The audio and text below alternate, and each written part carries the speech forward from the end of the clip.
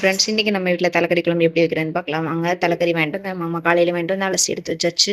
அதுக்கப்புறம் இந்த தலைக்கறியில் வந்து கொஞ்சமாக கொத்தமல்லி சால்ட் போட்டு வேக வச்சு எடுத்துட்டேன். இந்த தலைக்கறியை பார்த்தோன்னே எனக்கு ஒரு ஆசை வந்துருச்சு ஃப்ரெண்ட்ஸ். குடலாக இருந்தாலும் தலைக்கறியாக இருந்தாலும் வெந்தோடனே சாப்பிட்டா செம்ம டேஸ்ட்டாக இருக்கும். அதுக்கப்புறம் குழம்பு வச்சு அப்படியே விட்டுனா தலைக்கறியில் வந்து கொஞ்சமாக கொத்தமல்லி போட்டு சால்ட் போட்டு வேக வச்சு பாருங்கள், செம்ம டேஸ்ட்டாக இருக்கும். நீங்கள் வந்து பார்த்தீங்கன்னா தேவையான அளவு உப்பு போட்டுருங்க.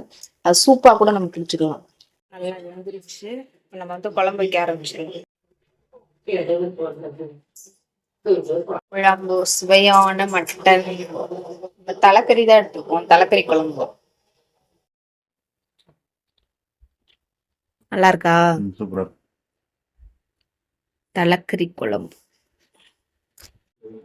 இங்கே நம்ம வீட்டுல இன்னைக்கு மட்டன் குழம்பு சாப்பிடலாம்.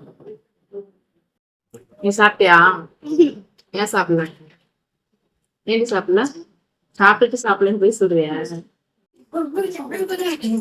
எல்லாரும் வாங்க சாப்பிடலாம்.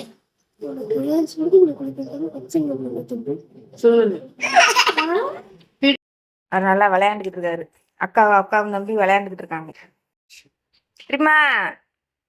வெற்றிமா இங்க பாரு, அம்மா பாரு, அம்மா. Very good.